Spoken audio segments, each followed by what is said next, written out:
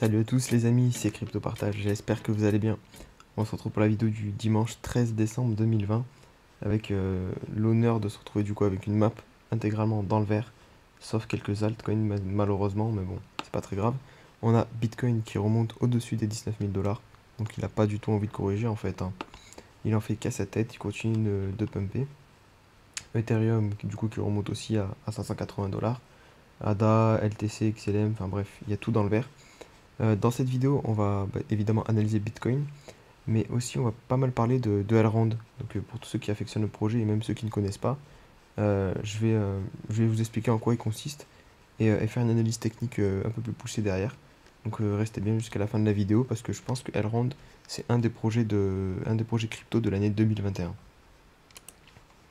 Le Crypto Fear and Greed, toujours dans l'extrême grid, évidemment. Donc on est toujours dans cette partie haute, donc restez prudent sur les marchés. Euh, on est en extrême. On se retrouve rapidement sur le Crypto Fear and Greed, qui est actuellement aux alentours de 91, 90. Donc toujours dans cette borne haute depuis un long moment, mais bon c'est normal, Bitcoin ne veut pas retracer. On passe au sujet principal de la vidéo, donc l'analyse de Elrond EGLD, avec qui est actuellement 64e au market cap. Et il dispose d'une supply de à peu près 21 millions de GLD, donc similaire au Bitcoin. Et c'est ce qui va en faire sa première force, c'est qu'il est rare comme le Bitcoin. Évidemment, si vous avez une supply trop grande, votre, ça va être compliqué de créer le phénomène de rareté en fait. Et le phénomène de rareté, ça permet de tendre le prix vers le haut. Ensuite, on a qu'il est programmable comme l'Ether et rapide comme Ripple. Donc en fait, si vous alliez ces trois paramètres de sa blockchain, ça fait une blockchain très très puissante et très performante. Donc clairement, s'ils arrivent à mettre tout ça en place, ça va être phénoménal. Et d'autant plus, dernier point très important, c'est que Elrond est peu énergivore. Donc vous comparez par exemple avec Bitcoin. Bitcoin, faire des transactions en Bitcoin, ça coûte énormément d'argent. Enfin, vous avez des frais énormes. Et pour miner du Bitcoin, il faut énormément d'électricité, des ordinateurs très puissants. Donc tout ça, c'est pas bon pour la planète. Donc si vous arrivez, si Elrond réussit à faire tout ça, à diminuer le coût des frais, à diminuer le coût en électricité, euh, à faire une blockchain rapide, programmable, et en plus que son token soit rare, bah, je pense qu'on contient quelque chose de pas mal, hein. Je sais pas ce que vous en pensez, mais dites-moi en commentaire d'ailleurs. Mais pour moi, Elrond en 2021, ça va surperformer, enfin, ça va être incroyable. Je parle d'un point de vue utilisation, mais aussi d'un point de vue spéculatif. Juste avant de poursuivre la vidéo, les amis, n'hésitez pas à vous abonner et à liker la vidéo. Ça me ferait vraiment extrêmement plaisir parce que c'est le seul moyen en fait de me récompenser pour le travail que je fournis au quotidien. Et vous imaginez même pas comme un petit like, un petit commentaire ou un abonnement, bah ça me fait super plaisir en fait. Ça me montre que des personnes apprécient le travail que je fournis et c'est top. Donc voilà, n'hésitez pas pour me soutenir.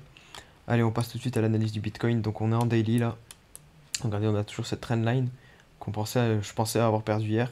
Finalement, lors du pullback, en fait, on réintègre. Regardez, on a clôturé pile poil dessus. Et là, on va clôturer encore une fois bien au-dessus. Donc on est très très proche de l'ATH ici, des clôtures daily hautes du 1er décembre.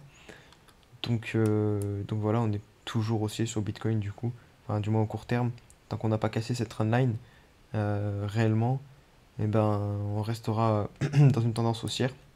Regardez ici, le RSI, on a rebondi pile poil sur les 50, qui était une ancienne résistance, et qui avait même, ouais, qui a même servi de support plusieurs fois. Donc on est sur un niveau très important, on a bien réagi, on a bien rebondi, et là on repart à la hausse, hein. En 4 heures, regardez, et ben là on arrive au moment fatidique, on va toucher bientôt l'eau du canal que je vous parlais hier et avant-hier même. Donc à voir si on va le percer et clôturer à la hausse. Si jamais on perce ce canal et qu'on clôture au-dessus, attention vraiment, va falloir se méfier parce que ça peut partir très très très très vite. Surtout que regardez en weekly, pareil, on va clôturer du coup très haut, hein, certainement. Sauf si sauf s'il y a une catastrophe dans l'après-midi là, mais c'est ce soir. Ce soir il y a la clôture de cette bougie. Donc on va avoir une grande mèche, encore tout petit. Donc c'est une bougie d'incertitude. Et là vraiment on peut très très vite partir très haut en fait. Donc on va surveiller tout ça. Donc d'abord surveiller le 4 heures, voir si on va clôturer au-dessus. Si on commence à avoir des clôtures au-dessus du haut du canal, à mon avis, ça va partir très fort. Allez, on va passer aux altcoins. Comme promis, on se retrouve sur Elrond EGLD. Donc regardez ce qu'il nous fait, c'est magnifique, hein, vraiment. Je suis fan de ce graphe, regardez, là c'est la correction. Là, on range magnifiquement, on accumule. Hop, on monte, on va chercher la résistance une dernière fois. On fait un petit pullback sur la trendline. Et puis on pète à la hausse avec une superbe bougie. Donc vraiment avec de beaux volumes en plus, regardez ça. Enfin, c'est vraiment parfait niveau graphiquement. En plus, après, regardez la hausse, hop, on monte un peu, on corrige, on monte, on corrige. Et là, nouveau élan haussier. Euh, Possible que ça soit le dernier de ce mouvement en daily. Je pense qu'on va aller toucher cette résistance là, au niveau des 19.7 pardon, avec une mèche sûrement. Et après derrière on va peut-être soit faire comme Bitcoin, consolider dessous ou chuter un peu fortement. Parce que là ça va quand même nous faire une hausse de... Actuellement on est sur du plus 155%, vous imaginez. Et si on va chercher l'objectif presque 200%, bon, forcément on va souffler un peu je pense. En 4 heures. 4 heures c'est pareil, enfin, on voit que la hausse est vraiment propre. Là on avait un gros triangle de compression, on a pété, on a fait des pullbacks dessus et hop on est parti à la hausse. Regardez, à chaque fois comme je vous ai dit, on monte, on corrige un petit peu, on monte, on corrige, on monte, on corrige, on monte, on corrige, on monte en escalier et c'est vraiment... enfin, c'est comme ça qu'on fait des hausses saines. Après vous pouvez constater il y a de plus en plus de forts mouvements haussiers sans correction. Donc le mouvement commence à devenir un peu parabolique, mais là c'est encore très très léger. Si on met les bandes de Bollinger, ouais, on voit on est juste en dessous là, de la ligne haute. Parce qu'en fait, à chaque fois, regardez qu'on passe au-dessus de la ligne haute, et ben on corrigeait derrière. Donc là, on y est presque, mais pas totalement. Donc je pense qu'on peut encore aller chercher les 19 dollars, à court terme du moins. Et après, bah, moi, ouais, comme je vous l'ai dit, je suis très bullish sur ce projet. Ceux qui y croient vraiment aussi, vous pouvez commencer un DCA, hein. De toute façon, c'est la meilleure méthode pour investir sereinement comment dire, et sans émotion, enfin, en laissant vos émotions de côté et du moins vous investissez tranquillement sur l'actif sans vous soucier de son prix. Donc c'est pas mal. Sinon, si vous voulez acheter sur des bons niveaux de prix, il faut attendre qu'on revienne chercher ce niveau des 12 dollars, je pense, à minima. Ou alors la trendline ici. Si on retourne la chercher peut-être peut-être sur la résistance des 16 là, celle-ci peut-être. On va faire peut-être quelque chose comme ça. Hop, hop. Peut-être on va ranger là-dedans comme ça, hop. Du coup ici ça serait un bon niveau d'achat. Mais vraiment ça me fait vraiment plaisir qu'elle rende pomme comme ça. Donc voilà les amis pour Elrond. On va passer à... Allez, on va refaire le gros vite fait. Parce que de toute façon là il va y avoir les clôtures. Regardez, ah c'est parfait là, on est en train de remonter comme je vous l'ai dit. Il faut pas clôturer sous... c'est en weekly, pardon. Hein, il faut pas qu'on clôture en toute résistance. Ça serait vraiment parfait si on pouvait clôturer pile poil dessus.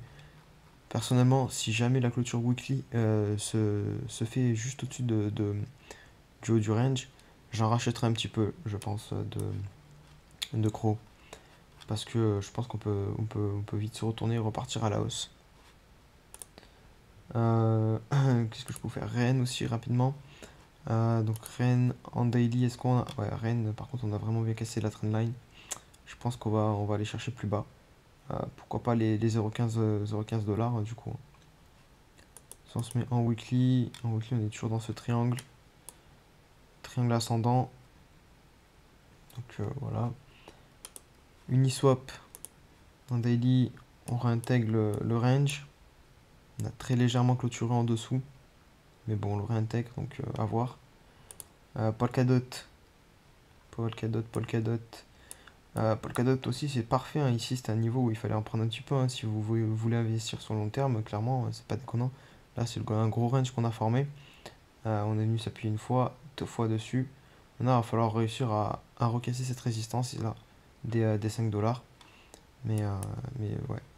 Après, Polkadot, c'est pareil, on n'a pas un gros historique sur cet actif. AAV, toujours là, on est toujours très haut sur AAV. AAV, c'est clairement pas le moment de rentrer. Faut attendre qu'on consolide.